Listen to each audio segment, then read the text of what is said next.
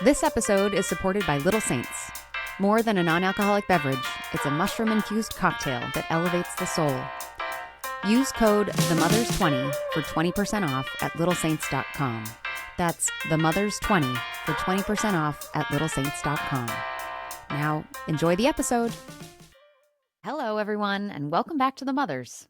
I'm Sarah Brown in the lucky role of getting to ask some very impressive people how they think about identity, purpose, and ambition as they navigate career and motherhood.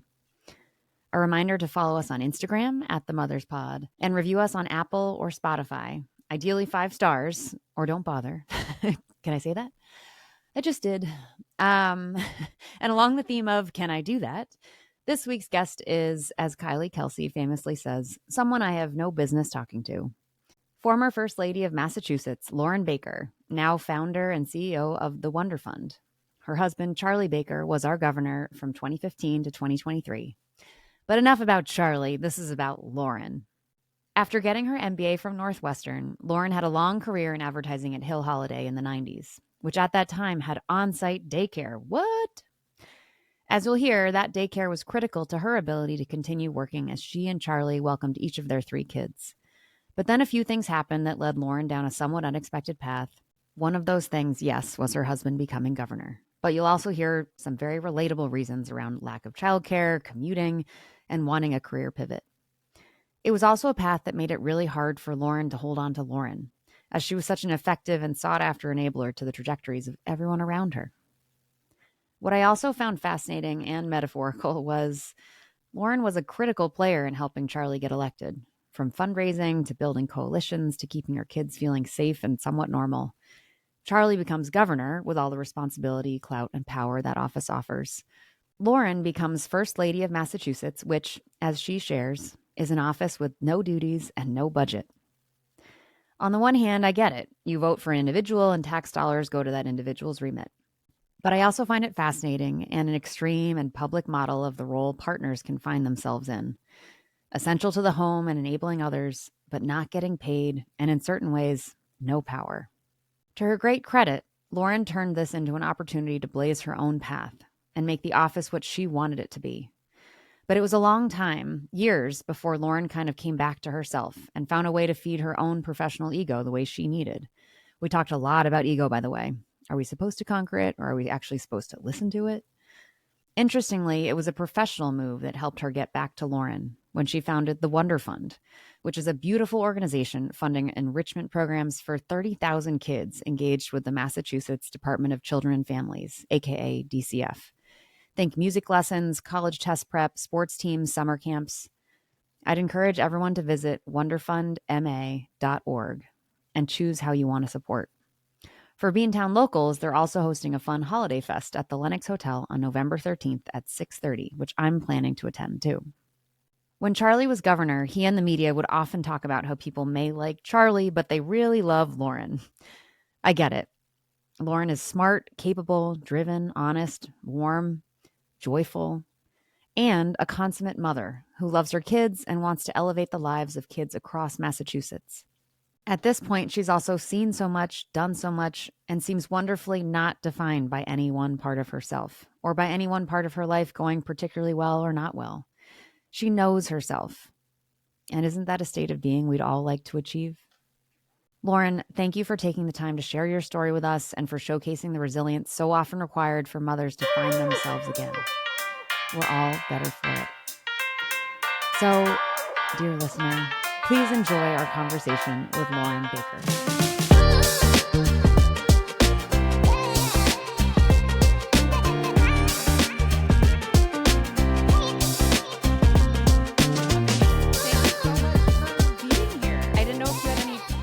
Lauren, about what we're getting at here or anything before we kind of get into it? No, I mean, your briefing is so cool. And I love the questions. I've never been asked a lot of these questions, so it was really fun to think about them. And I thought the questions were really cool. And I love what you're doing. You've found like a niche where you're right. There's a ton of stuff on parenting and all that. But from the perspective of like a professional or the person that you are before you have kids and how do you keep that? I think it's cool. Yeah. And I think it's good, to acknowledge that. It's different for everybody, I'm sure, but like you change as a person when you have kids. You can't help but do that. And then it trickles into everything about who you are. So it's cool. Yeah, totally. Amazing. Well, thank you for coming along for the ride. So the way we like to, and these babies sometimes chimes in and He has a lot offers to his own say. commentary. Yeah. But so we like to start with this kind of broad question, allowing our guests to kind of tell their version of their story, because I think many of us have stories told about us. If you could think, Lauren, about how you might tell the story of or describe how you got to the Lauren of today. And any through lines in retrospect, we can certainly ask about that later. But yeah, how would you describe your journey thus far? I mean, the easiest way to describe it is I grew up in a really traditional family where my mom was a stay-at-home mom, my dad was an executive and traveled all the time. And my mom went to law school when I went to college. Hmm. And she's the first person in her family to go to college and then the first person in her family to become a professional. So that's kind of my role model. I got to go to college, but I always knew that I wanted to go into business. So I went to business school, got my MBA, and then went immediately into advertising where I spent 15 years. And then I wish I could say there was like this plan, but it kind of upended. So I went from advertising to stay-at-home mom to Mm-hmm. working in fundraising in a college environment. And then my husband ran for governor and I learned all about politics and then he won. And then I learned all about public life. And then I Yeah. started my own thing. Yeah. So it's been a crazy journey and one that I never could have predicted. And there are lots of pieces of it that I never would have chosen. But Yeah. now that, I'm sort of looking back on it, what an amazing journey, and Yeah. I'm really glad for all the different pieces. For sure. So Hill Holiday, local. You had your kids while you were there. Is that when you Yes. started having kids? How did that affect things as you were building this career post MBA? Like you were in the world guns blazing, ready to do your Mhm. thing. How did the kids influence any of that? Well, I think I was super lucky for like my mom's generation who broke the glass ceiling. And then lucky, really lucky and blessed again that I went into advertising, which um, by the time it was 1990, a lot of women, at least 50% women at Hill Hmm. Holiday. And Hill Holiday was really family friendly. We had our own daycare Mm. center in the, Oh, wow. in the building. And it made a huge difference in my life, and in all of our lives because we had to commute with the kids, which was not awesome. But Yeah. Mm-mm. from 8 to 6 every day, they were in the building and you could go visit them at Wow. lunch. That made being a working mom so much easier, and I learned everything I know about being a parent from the amazing women who ran the daycare center. Mm. That's so special and like It not common or heard of, Yeah, I didn't especially in the know Hill well, Holiday 90s, had that that. kind of support. Yeah. yeah, it was unusual in the 90s and a huge benefit. It allowed me really to keep working. It was just great. Like, but when my oldest kid hit 5 and he was ready to Hmm. go to preschool or kindergarten, I mean, that was when I was like, okay, Yeah. I can't, we live on the North Shore and I worked in Boston. And the other two could have gone to Hill Holiday Daycare, but it didn't make sense. So that's when we Yeah. entered the wonderful world of having a live-in nanny, which, Hmm. again, was Totally. another Yeah. Mhm. solution for childcare that made everything possible for us. And we Yeah. were really lucky to find somebody like you, V, Mhm. like a person that could just Thanks. live with our family and just sort of be there. Yeah. So that was, Yeah. a huge thing. Yeah. Mhm. And then right now there's I don't know how much you see of it, but there's a lot of discussion about women entering the workforce, leaving the workforce, mothers, and specifically in this context, but mothers leaving the workforce, entering the workforce, ramping up their careers, ramping them down. This whole concept of a power pause. I don't know if you've heard about this, but sort of reclaiming their career path and saying, maybe I don't need to be 100% on at work my entire journey. It's a long journey. Let's take a moment, recalibrate, if I can, be with the kids, evaluate what I want after that. How did that play into the decision to pause, eventually leave Hill Holiday? How, in retrospect, do you think about that time? I mean, it was, to me, like, you're quite, like thinking about, like the why behind and the sacrifice and all of that. Yeah. This was it for me. And in those days, and in advertising in particular, there were 18 people standing in line waiting for your job. It was very competitive. And it was just a great job to have, and everybody wanted it. And so it was really competitive. And there were a lot of people trying to claw their way up the ranks in an ad agency. And so to take a maternity leave was a little bit risky because somebody has to fill your spot while you're gone. Right. And so, you could always come back, but you might not be on the same account anymore because, they can't wait for you to come back. So that was interesting. And the choice to step out of full-time work and stay at home with my kids was precipitated by like the perfect storm of, I got to a place in my career where that sort of corner office executive VP role that I'd been gunning for years. I got this far from it and I was like, I don't want to do that. That's not how I want to spend my time. So I was starting to reevaluate my role and what I wanted to do going forward, and whether it meant leaving advertising or changing companies or, I don't know. I didn't know what it was. At that moment, while I was in this sort of on the precipice of some sort of career change, we had hired our third nanny. And she was set to start in 3 weeks. And she called me and said, I changed my mind. I don't want to be a nanny.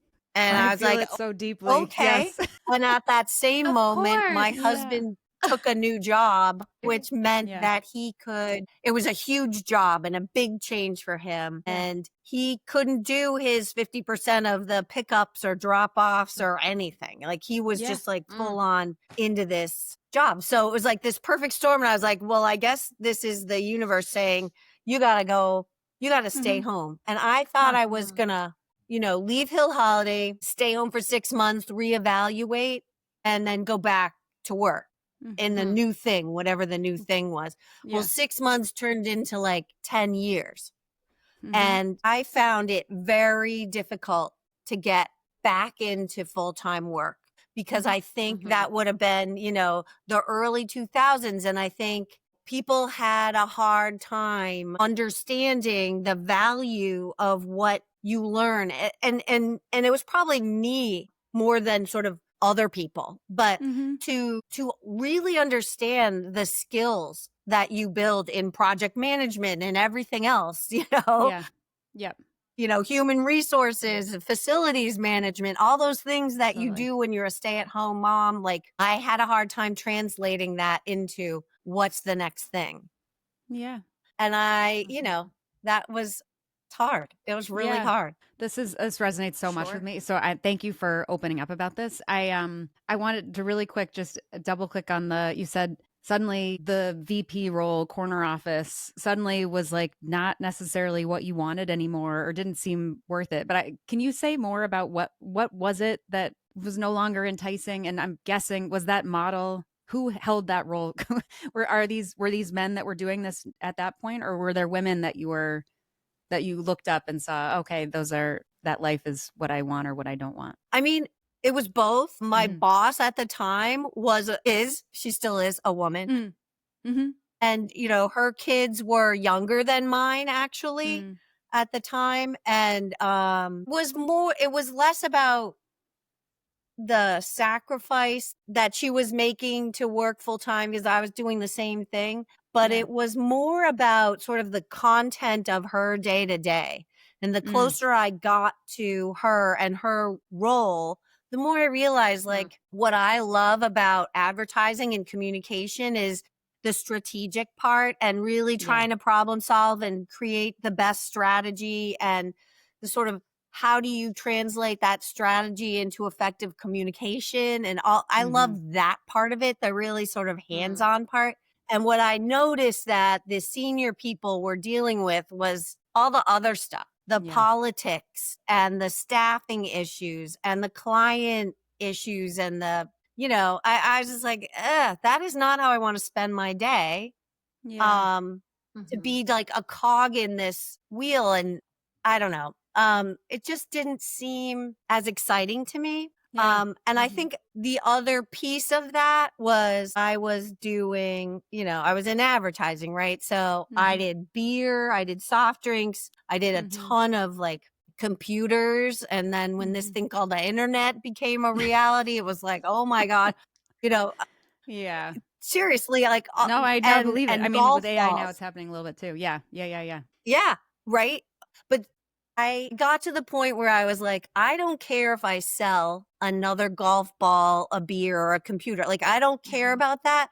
What really spoke to me were the pro bono clients that I took on and Mm. really helping a nonprofit figure out how to, build awareness or how to, express their mission to their Yeah. donors and that kind of thing. And I did a lot of that and I tried to do more and more of that. And then I realized that doesn't pay the bills.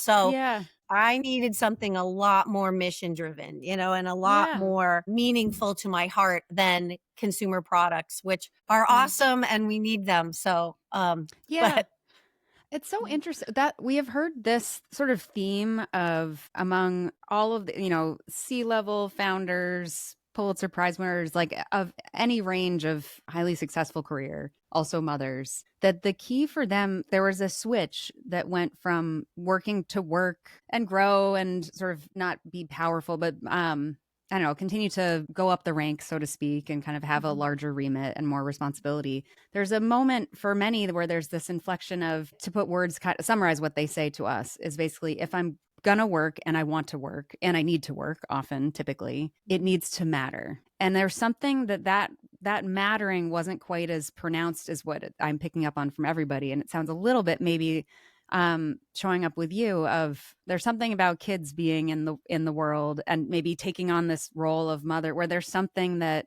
people become a little more altruistic or something.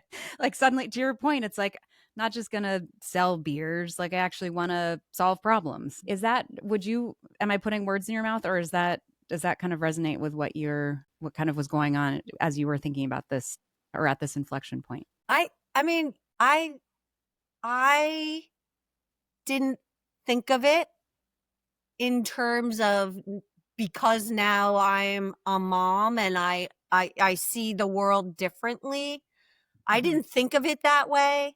Yeah. I more thought of it, as how it made me feel about my Mm. contribution Mhm. professionally and the kinds of people that I wanted to work with. Service business is hard. And after 15 years of that, I was kind of like, okay, I love what I do, but I feel more valued and appreciated bringing what I have to the table when I'm bringing it to Mhm.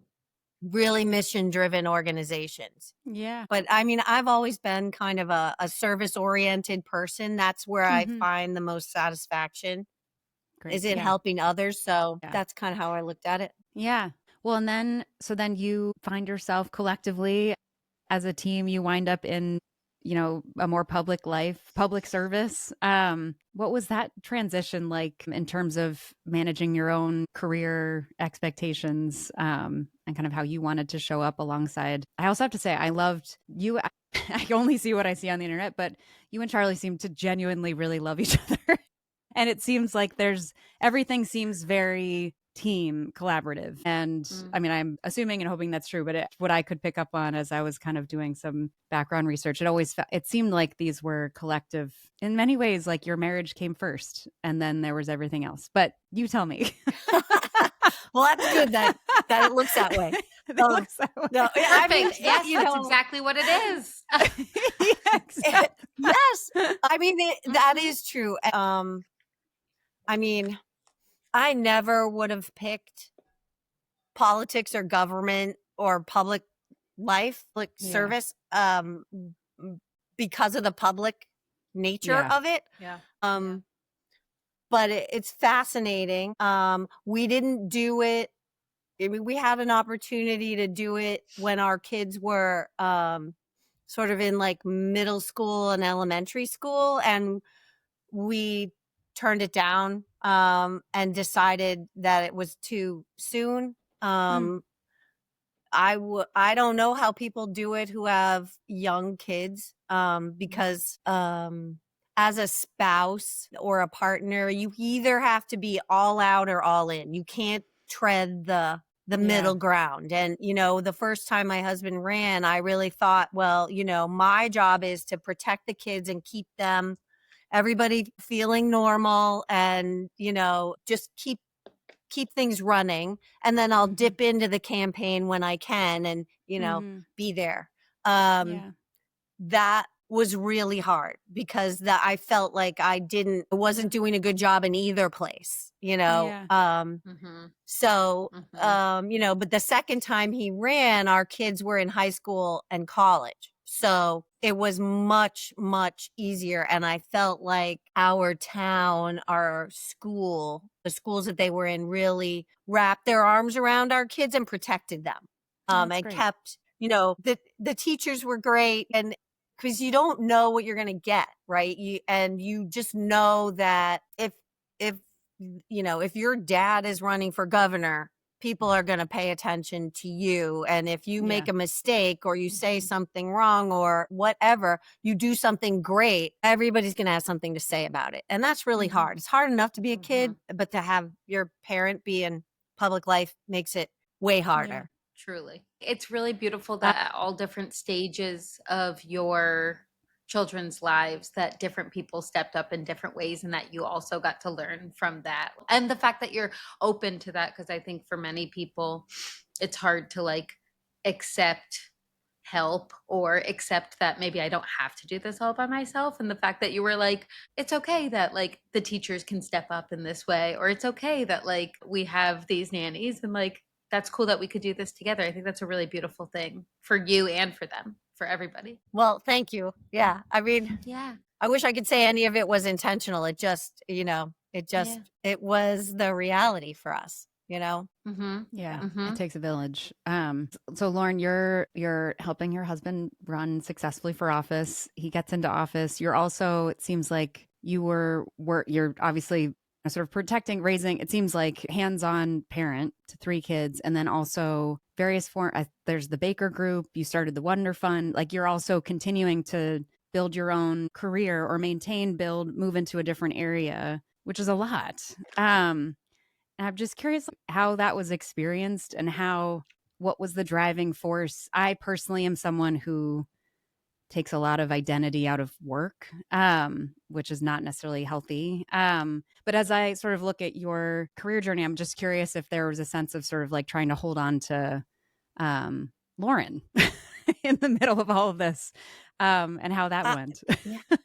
I mean, absolutely.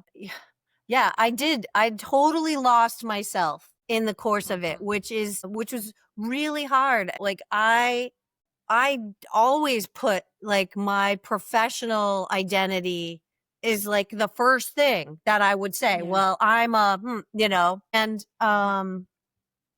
in the you know, in the 80s and the 90s, women were really fighting for, you know, equality in the workplace. And I mean, I think that still happens, but I think it's so much better now. I'm so excited about that. But I will never forget. I had my last day at work on a Friday, and the Monday after that, I went to an event with my husband. We were at some cocktail party, whatever, and some lovely man introduced himself to me. We were talking, and this is my wife, Lauren. And the man said, well, nice to meet you. And what do you do? And I was like, Yeah. I'm a stay-at-home mom. And it was like, oh, that's lovely. Yeah. And I was like, oh my God, I lost, like, Yeah. oh my God. So that was super, super hard for me for a long time, years maybe. And, part of my reaction to that was to say yes to everything. So suddenly I was running the garden tour and the town soccer and the this and the I joined boards and I did so I was so busy, too busy, all of it volunteer. And and it was great and I learned a lot, but it didn't feed my ego at all, which is Interesting. Yeah. really hard to learn because you put a lot of stock in your profession. I went and I earned my MBA and I wanted to put it to use and I wanted that professional sort of ego satisfaction that comes with getting a paycheck and having a title and all that stuff. And I didn't have that. Right. Yeah. And that was really hard. And so I say to women all the time now, you don't have to step completely out of your professional life. You don't have to. So if I had it to do over again, I would have found a way to continue to get paid for the work I was doing. The volunteer stuff was awesome, but in my own head, it didn't feel as good, which is really interesting. Yeah. Makes a lot of sense. So from that, is the paycheck the thing that makes it feel like this is something that I'm thinking about often too. And the interest of being someone who both my parents are writers. I come from this world of deliver something useful, good, productive. Capitalism, corporate America, don't sell out like that. It's not about the money. It's about doing something with integrity, which is a lot to, it's not in some ways not realistic. But I also find myself, now I'm doing something that feels very important and has integrity and eventually will hopefully be lucrative. But it's funny in this interim as a startup world where I don't have that paycheck that I largely ended up sort of taking for granted in my Google life. And it's interesting. I really wrestle with what that means because there's a part of me that says my value isn't dictated by my salary. But there is a part of me that says, do I deserve to breathe if I'm not generating money in America? So I'm curious, tell me your wisdom. What did you figure out? Or have you figured this out yet? Yeah, well, I mean, and everybody's situation is different, right? And huge respect for all of that. Yes. I was in a very lucky place where I didn't need to work to pay the rent or the mortgage or whatever, right? Because my husband had a big job and we were fine financially. And that was a huge blessing. Yeah.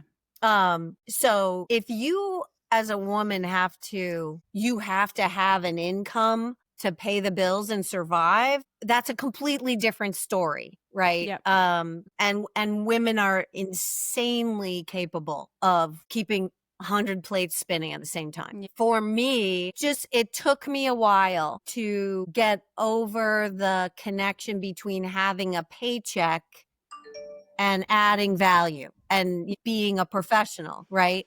So at some point after I'd been at stay-at-home mom for, 7, 8 years, I was volunteering. I was on the board of a small college, and it was a college that really was hand to mouth. They served only kids who were Pell Grant recipients. So really kids below the poverty line and whose tuition was paid for by the government, really. And they had this big upheaval and got a new president and needed they just needed everything. They needed marketing and communications and fundraising and development and all that stuff. And as a board member, I was trying to help, but I I just said, you know what? I'm just going to take that job. I'll take the job. And they offered to pay me to be the one woman department of institutional advancement, right? Raise all the money, do the marketing, do the communications, all that stuff, which I loved. But then I was thinking about it and I'm like, okay, so if you're going to pay me, then I need to raise the money to pay me. Yeah. And like, that was just dumb. And then I realized like, okay, so I'm going to volunteer and do this job as a volunteer. And that's a whole lot of money that I don't have to raise so that I can throw everything I raise right into the college. And it was just a different way of looking at being a professional, right? And I parlayed that into a couple of things that I did as a volunteer. So it fed my ego. It was fine. It was great. Great experience. And it helped me get back into the workforce in a meaningful way. So I mean, I love this. I also appreciate your use of talking about your ego because I think there's something that happens to women and mothers where we're supposed to like not have an ego. We're supposed to like kind of conquer your ego. And I think, and then it gets sort of conflated with ambition. I think whatever it is, we have desires and wants and needs and ambition and egos that deserve to be stroked and nourished, and we've worked hard for for the capabilities that we have, and we want to be able to share them. So yeah, I appreciate that you so naturally bring bring that into the conversation. well, I mean, it's important and it's a real thing, right? I You agree. worked hard to earn your professional standing and your degree and your experience, all that stuff. And it's part of your identity. And so I think you're right. I think, once you have kids, whether you're in sort of a traditional family, like we are both, my husband and I, both of us had moms who stayed at home when we were growing up. So that's what we were used to. Yeah. So we sort of naturally gravitated to that. I was like, oh, I guess I'm the one who's going to stay at home because we don't have a nanny. It never occurred to either of us that he would stay home. It never did. And men didn't do that really. Yeah, totally. I mean, even now it's pretty rare. Yeah, right? Totally. But way less rare, than it used to be. And I think your generation, you guys are so lucky because organizations have had to adapt to the needs of working women, especially women who have children, because no matter how hard they try, men are never going to be mom, and kids need mom and they want mom. And we're just the natural glue in a family. And so something has to give. And I think organizations are getting better at understanding how to accommodate that. And the world learning how to work remotely has made a huge difference in that, I think. Yeah. Do you have grandkids now? Or are your kids now parents in some way? Because I think it must be fascinating to see what you've been through and then sort of coaching in some way, or at least observing how the mothers in your kids' world are kind of in some ways reaping the benefits. I do think that it is better. I do think one thing I grapple with is the merits of maternity leave that I think can sometimes turn into, which I'm super grateful. But I think all parties involved should have a similar length of leave, because I do think that I am curious if the sort of default parent, the mom role, is kind of formalized and institutionalized through maternity leave, where mom is home, and so very naturally becomes the default parent. And what would it look like if in a classically heterosexual couple, etc., but if dad was home for those, I don't know, 3 to 6 months and became the default parent and mom wasn't there? I wonder what that experience would look like. I mean, I think that's a really interesting thought. I have 3 kids. They're 34, 31, and 28. Our oldest has a 2-year-old, which is awesome fun. We don't live close, they live in DC. So We try to see them once a month or so, every 6 weeks, which is not enough, but it's great anyway. Yeah. And so their experience is very different than ours becoming parents. Cause I mean, my son took off maybe 3 weeks, not a lot, but he was anxious to get back to work. He worked for a startup and it's like they really kind of needed him to be there. Our middle kid is married and they're both working. They're in that, they're really striving and trying to get to a certain point where they feel like, okay, we're secure, have enough experience to parlay into our future careers, whatever those are. So now it's good to have a baby. And I keep saying to them, like, there's never a perfect time, right? And it's going to change your life completely. So just keep doing what you're doing. And if you're lucky enough to have a baby, then you'll morph around it. Yeah, totally.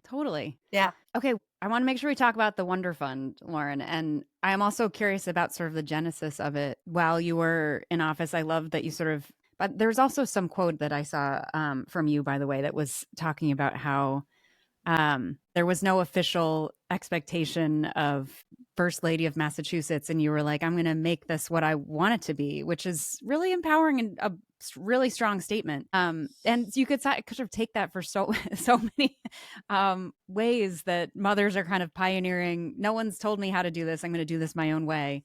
And kudos to you for really like creating that role and setting sort of a path for others. But I'm curious how the Wonderfund, where that came from. It's a beautiful organization. I love hearing all of your marketing background because it very much comes into play. It's beautifully branded. It captures the heart. The messaging is great. And I'm surprised that this wasn't happening. I love that you saw it in some ways was sort of a smaller version of this, the DCF Kids Fund. And then you were like, we can make more of this to have more enriching experiences for kids in these circumstances. But maybe you could share a little bit about the genesis of it and what it means to you now. So the short story is when you become First Lady in Massachusetts, it's not an official position. So you have no official duties, no title, no budget, no office, no nothing. And you're really not supposed to expect any of that, which is fine because it means that you can blaze your own path. And what I wanted to really figure out a way to impact the lives of children all across Massachusetts. And I started paying attention to the Department of Children and Families because kids in child welfare are very vulnerable. It's not their fault that something went wrong in their family. And now they're engaged with all sorts of adults in child welfare. And I found that little tiny organization, the DCF Kids Fund, which was basically a pass-through. A social worker set up the 501c3 so that she could bring private donations into a public agency to buy holiday gifts for kids. That's how she started.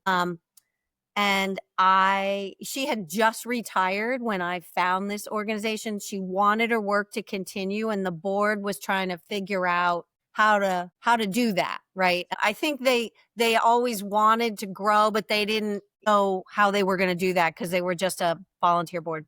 So I met with them and I said, I'm doing this. I thought I was going to raise them a little money, build awareness and help more kids and then move on to the next initiative. And the more I picked at it, I was like, so tell me about your budget. And they were like, you don't really have one. Like whatever we raise, we buy gifts with. Like that was it was just a pass through. And I was like, okay, so tell me about the database that you're using to manage your donors. Well, we don't have one. I was like, oh, okay. So, okay. So I gathered volunteers. We reimagined the thing, re-engineered it and so that it could scale and then relaunched it as the Wonderfund in 2017. And I had no intention of doing a startup. It never occurred to me. It was just kind of one of those things where maybe I'm slow on the uptake because this has happened to me a bunch of times in my life where I'm like, oh, wait, I have to do this? Like, okay, I'm the lead. Okay. All right. So, and I just started going and I I leveraged the heck out of the fact that my husband was governor because people would take my phone calls. And I just worked super hard on raising money and building this thing out. And it's my favorite job I've ever had. I wish I hadn't been afraid to enter the world of startups when I was younger, because this is super fun. Every day, even now, 8 years in, every day there's something where somebody says, here's a kid who needs X therapeutic camp. And it's like outside, like, can we do this? Like, just say yes and then hang up the phone and then let's figure out how we're going to do this, and it's just every day there's new challenges and problems to solve. But it's so meaningful because when you solve the problem, you really make a difference in a child's life. And that for me is like what it's all about. There's a lot of research and science, and there's a lot of qualitative research that goes into it, and really trying to understand what these kids really need and what's the best, fastest way to get them what they need while they're engaged with child welfare. And, really trying to just, help these kids help mitigate the impact of all the trauma they've been through so that they are in the best possible position to grow up and reach their highest potential, whatever that is. So it's awesome work. I mean, it's super fun every single day. Yeah. You did light up the second we started talking about it. It's amazing. Is this the feeling? I know we talked sort of through the journey, and it's certainly not even remotely close toward the end, but like as you've looked back and putting together your career pieces within the context of your life pieces, does the Wonderfund feel like a natural, has it all coalesced in this effort, or are there still parts that you're curious to explore? I mean, I always knew that I felt the best. I felt the most fulfilled when I was in service to others. And so translating that into a career in advertising in client service, that was service to them, that was helping them solve problems. That was great until it got old.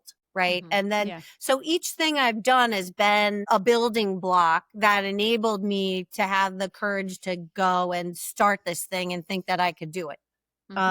So it's all been building to this. And I always thought I wanted to run a nonprofit. Now I am. I think this probably is the my last big thing. I don't know. Never say never. I don't know. But this to me is something that I'm building so that it's sustainable. So as long as there are kids who need this and a child welfare system that can only go so far, like this is going to be there for these kids. And that's pretty awesome. Beautiful. Yeah. Yes. Nice. So would you say you have it all? Is having it all something that plagues you, or is a phrase that like comes across your mind every now and then, or is it something you've avoided? I don't know. I don't like, okay, having it, like, well, that's different for everybody. What does that actually really mean? I think maybe having it all is getting to a point where you're comfortable being uncomfortable. You accept the fact that nothing is ever going to be perfect, that you sort of are who you are. Like I just think that comes with age and experience. I feel extraordinarily blessed. Like I've had incredible experiences. I found the right partner in life. I have healthy kids. I mean, for me, motherhood changed everything. And I think I want to say like it completed me as a human. It sort of rounded me out as a human, and the perspective is something you can't tell somebody about.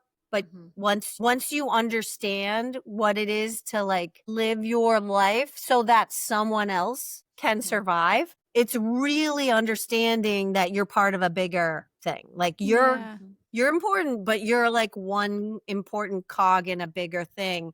I'm starting to wonder about like, is actually being a grandparent the completion of it? Because with my own kids, I don't know if you guys are that way, but like when I had kids, it was like, I never babysat. I had no idea what I was doing, like none. And, it was like, oh my God, don't kill it.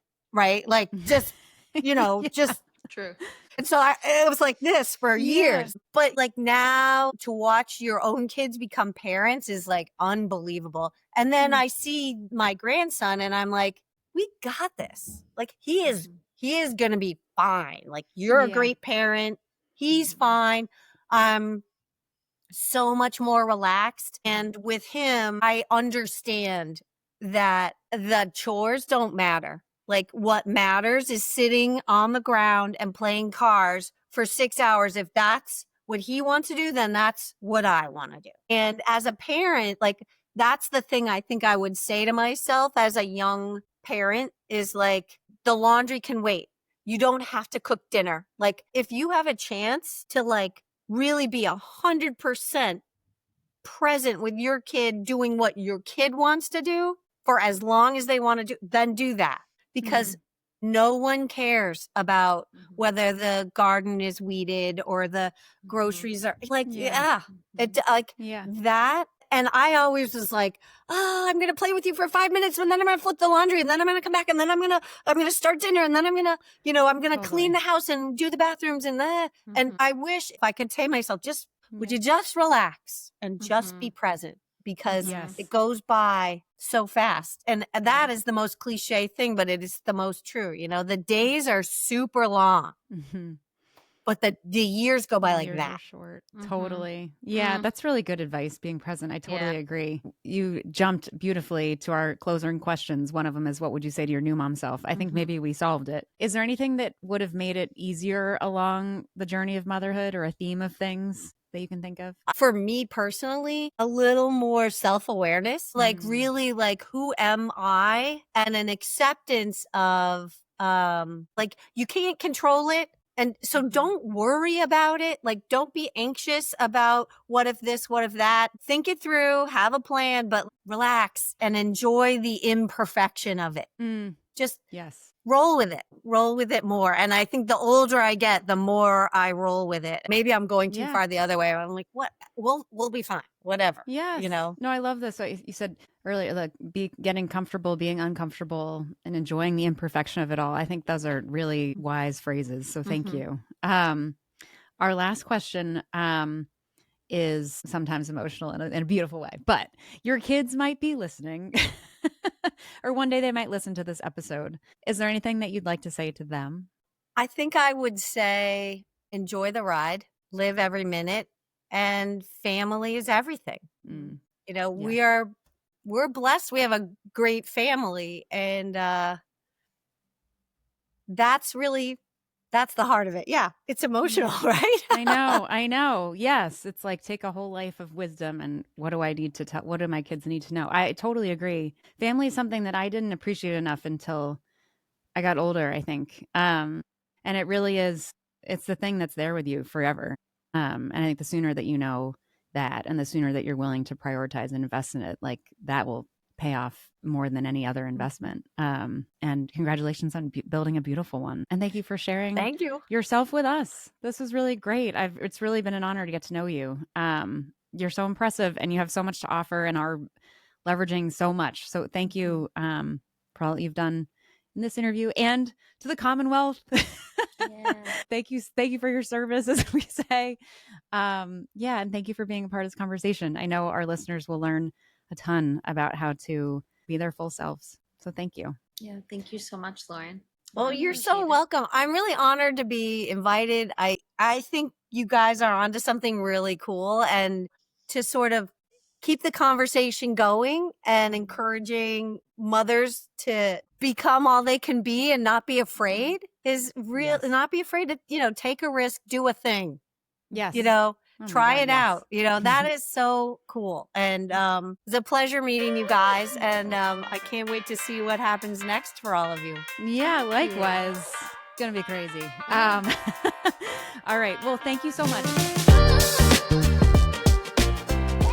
Lauren Baker, former First Lady of Massachusetts, which I love. Was not a title. I don't know if it still is ever, but yeah, she made it happen. She defined that role. That's so interesting that it should be a formal title and you should have a budget and you should get an office because she's doing a lot of shit.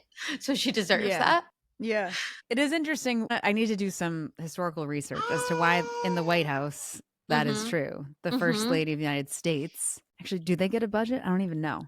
I don't know if they get a budget. It's a good question. But there is sort of, it's an assumed position. Yeah. And I didn't realize that wasn't a thing Yeah. in local office. I just assumed it would be. Yeah. But she made it real. I loved that conversation. I mean, I just feel like I feel at ease and comfortable. She felt like my mother. I felt like I also just think this generational, the evolution that happens.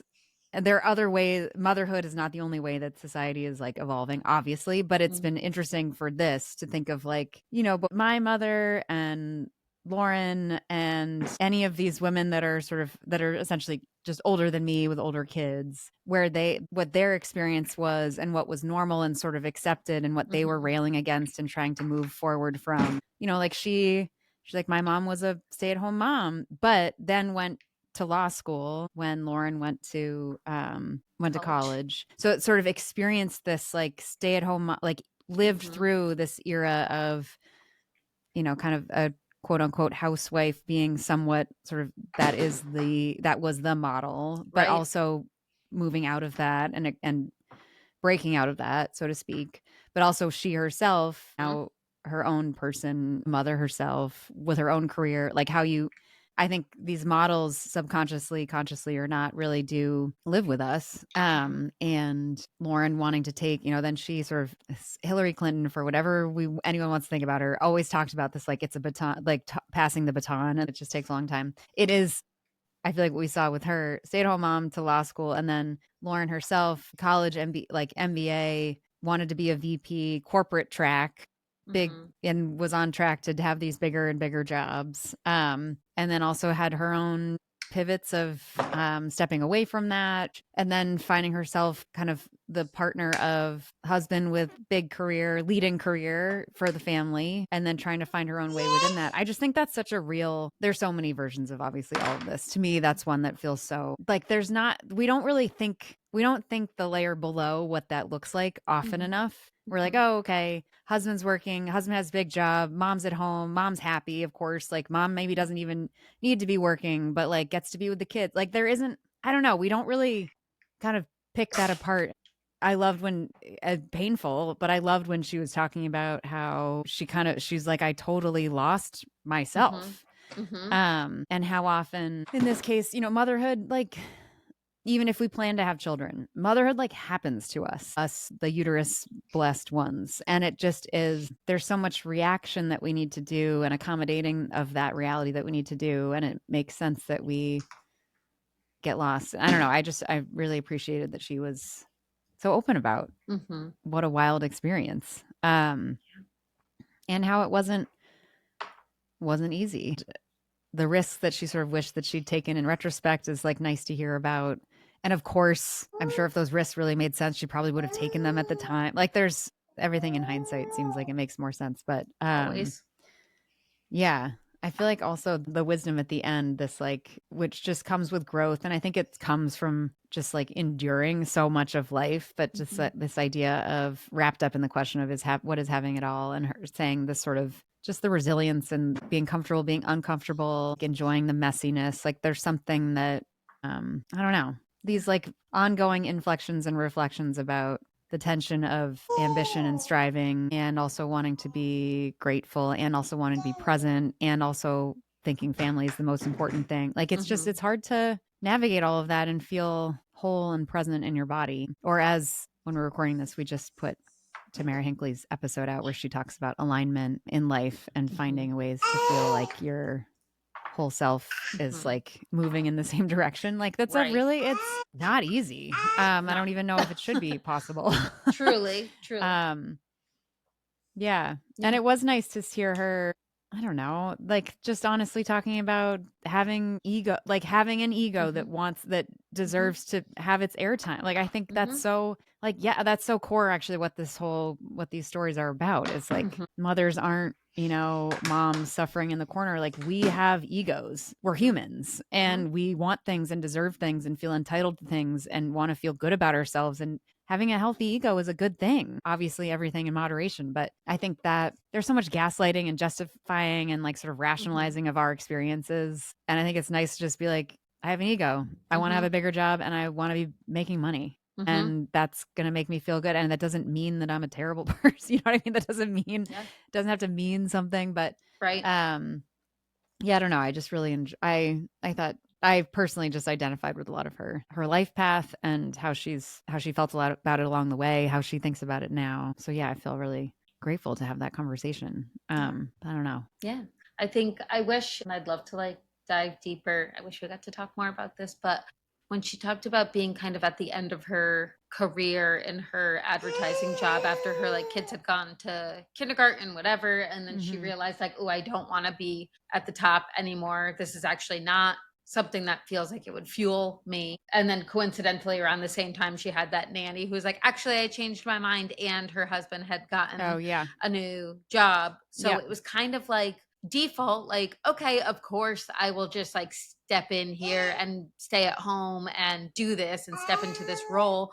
But I do wonder if, even though there is some choice to that, if there is some sort of like resentment or frustration. She spoke about how like it's really frustrating that the like project manager and like facilities operations and all these things where it's like these jobs that you're doing at home, how does that translate then back to going into the workforce once you've taken that time off? And how like, I don't know, people make this joke, I feel like it's always on LinkedIn, of like if mom, like stay at home mom, was a blind item on like on a resume, you would have like, it would be so many responsibilities. You would be doing literally everything. And it's unfortunate that we don't see and value it as such. So I'm curious about that. I mean, that's just like a hard thing. And then feeling like, oh, you're doing 10 things at once. So how do you do anything 100%? When she was talking about that too. Of like, how do you do the laundry and be present with your kids and play cards and like make sure that the house is like not set a fire, all of these things. Yeah. I thought that kind of whole topic and conversation is so interesting. Yeah. I do think it relates to what she said towards the end too, about the wishing that she'd been more self-reflective or self-aware, I think along the way, which feels hard. I'm sure she was, but I think within that is to what you were just describing, how, you know, this is a lofty goal, but if one is in that situation, like you and I are all in these situations, but if the importance of being able to sit with yourself and decide your own what and why without being, because otherwise someone else and many others will define that for you. I think that's maybe some, I don't know, the self-awareness to know that you really want these other things, and the self-awareness to know that this setup is like maybe making you unhappy. I don't know. The importance of self-reflection, I think, is certainly part of that. But to where you started too on that, I'd forgotten about it already, but she was ready to go back to work. She'd lined up seemingly a wonderful nanny, and 3 weeks before she called and bailed. And that is my big fear. Even when we hired you, every nanny we've ever hired, I'm like, I don't believe it until they show up. And even once they show up, I'm like, I don't know. And just how like, we've talked about this obviously many times, but like how vulnerable, like not vulnerable in like an emotional setting way, but like you're so dependent on this help. In whatever form it takes, daycare, in-home care, full-time mother care, whatever it is, especially when they're little. It's been interesting as our kids get older, we're still kind of straddling both sides, but as they get older, there's a way that, you know, our oldest, who's 11, if, you know, he's sick one day, he can, you know, watch TV all day. Like, it's not like there's a way to kind of manage that short term, but when he's 2 and he's sick or nanny can't come or daycare shuts down, like our daycare shut down because the heater broke for like a month. Feels like something you we can't could just fix. be like, hey, 2-year-old, like, can you just like sit over there in the corner and play your iPad for like 4 days? So yeah, that's such a real experience too. And I think there are a lot of efforts. I wonder what's true, because I think that another kind of, not generational, but like what she described as the challenges coming back into the workplace after having stepped away for a couple years. I couldn't quite tell if it was, I think she said 4 years or 10 years, but her resume says it might not be 10. I don't know. however long that this world, the entrepreneurial tech takeover of the job market that started in like the 2000s is interesting in that I feel like there's more flexibility to think about creating your own thing, or there are ways, I don't know, the nature of work is not as traditional as it was. There are certainly industries where it is, but I wonder, I have a lot of examples of people in my world who have stepped away for a couple years and then come back and are not at all received in a weird way. Like these hiring people are like, makes sense. Like, I don't know. And I'm sure that's not the norm, but I don't think so. I think it's interesting. And even Lauren said this it is incumbent. She was like, there was also a lot that she felt like she was bringing to the table of implying or her own perception of this versus what others might have been perceiving. So yeah, I mean, I think right now the job market sucks. So anyone being out of the workforce trying to get a job is different. But I do think I have many examples of people that stepped away and then got back into it, which is good. Go power pauses.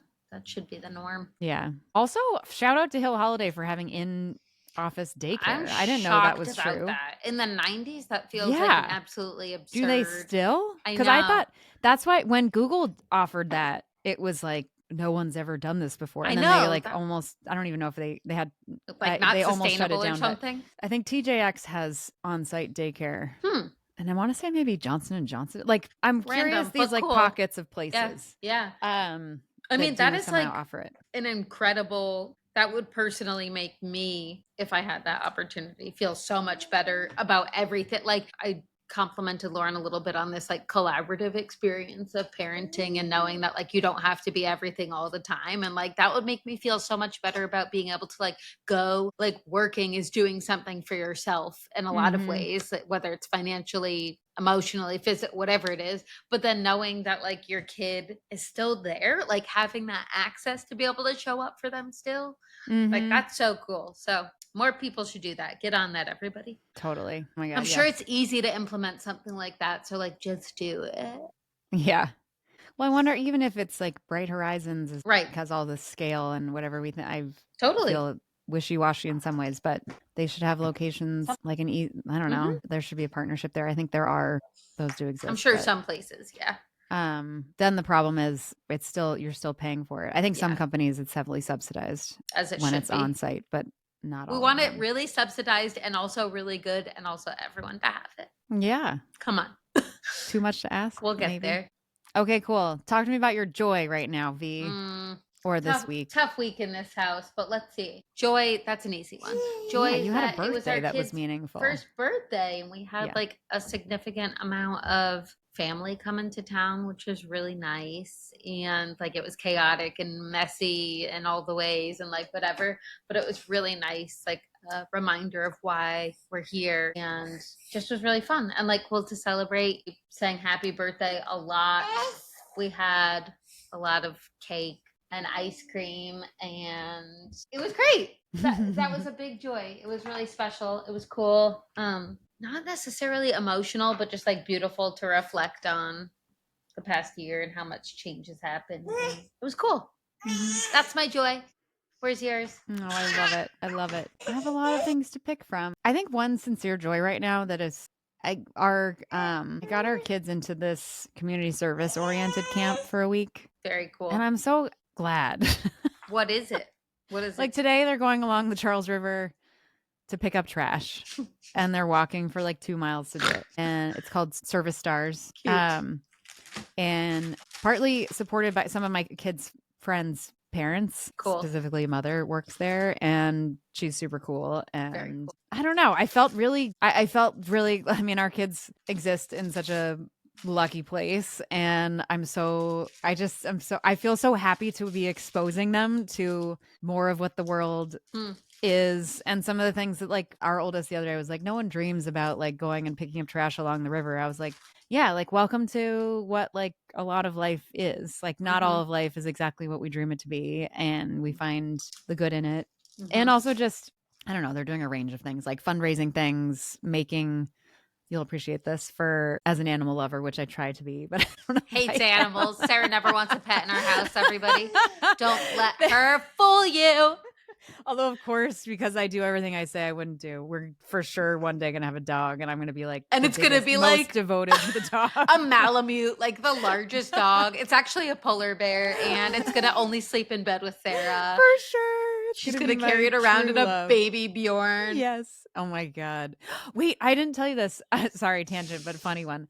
I was driving around this is back when we were in Nantucket for a bit, and I turned to my left, and there is a grown man on a bicycle with a golden retriever's front legs over his shoulders, because the golden retriever is in a fucking backpack on his back, like one of those like rucksack, I don't know what it is, like what you normally put a kid in, like a hiking and kid's backpack. The kid is the dog, and the dog's arms, which are also known as legs, that feels but in that scenario crazy. It was the weirdest thing I've ever seen, and I was like, is this allowed? So anyways, there's maybe no way that dog was comfortable. No, but it was also so normal. Like, it was just crazy. Anyway, so I am excited that our kids are coming back from camp and being like, meh, that was hard. I don't know if I really liked that. Like, I'm honestly, yes. Because otherwise the goal is like, you want your kids to come home and be like, I had the best day. And it's kind of like, hey, like sometimes we get to do things that are not necessarily what we want to do, but what we have to do. And let's get used to that a little bit. Wait, what's the animal thing that they're doing? Oh, sorry. They learned about, so it's each day is like in support of kind of a different cause area. And one day was related to animals and animal shelters. And they did sort of context around animal shelters, also did some like safety around animals. And then also they had them make chew toys out of like tennis balls and t-shirts and stuff. Really cute. Yeah. They're doing like a car wash on Friday to raise money for something. Like, it's, I don't know. I'm obsessed with it. Whether they come out, like, I don't know. So yeah, it makes me I'm really glad. I'm really glad that everyone should sign up for Service Stars. You're smiling because your kids have to do physical labor. You're like, honestly, yes. Wash that fucking car. Wash ours. Come home and wash it. Yes. No, I think it's great. I think that's fantastic. I feel like kids are so spoiled. Yeah. No, I think that's great. Because also, like, for some people, this is camp, and for some people, like, that's their life. Like, that is real. So it's cool to be like, yeah, like, here's all ends of the spectrum. Yeah. I think the other piece, and I know we'll stop in a minute, but the other piece really quick, I think too, is that there's something satisfying about, these are potentially not careers they're interested in, but like exposing them to different work industries feels important, and it's something that isn't really happening in the same way. Like I wish this had happened to me earlier, where it was like, here's like what a job is. Yeah. And started that in very early, like just exposure to what the endless buffet of employment looks like. So I feel grateful that they're having sort of like exposure to that versus, classroom crafts. I know they need the, like, what you see in the movies of like the career fair where like your parents come in and they say what they do to your class, but like in a real way. Yeah. Of like, not everyone is in tech and finance or whatever. It's like, I don't know, a whole spectrum of it. Yeah. I'm a teacher. I work in retail. Like random shit. Like they need, like, that would be very, very cool. Yeah. Yeah. Also, especially now, and I keep saying this, I want to see the data, but everyone says your generation B and even younger, it's like babies. They want to be like plumbers. They want to do like hands-on stuff, especially as AI is theoretically taking everything else away. Yeah, I feel like there's this whole shift of like, I'm going to go to trade school because I know those jobs will exist. And I'm like, fuck yeah. Yeah. Yeah. Do it. Being a nurse, like all those things. Yeah. Okay, amazing. Cool. Thanks for this convo. I really enjoyed it. All right. We'll carry on. Talk to you soon. Love you. Bye. Bye.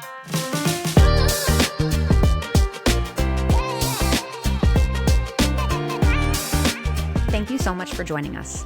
Please remember to like and subscribe so you don't miss an episode and we can reach even more rock stars like you. The Mothers is a production of Backline Media, shining a light on those who carry the team.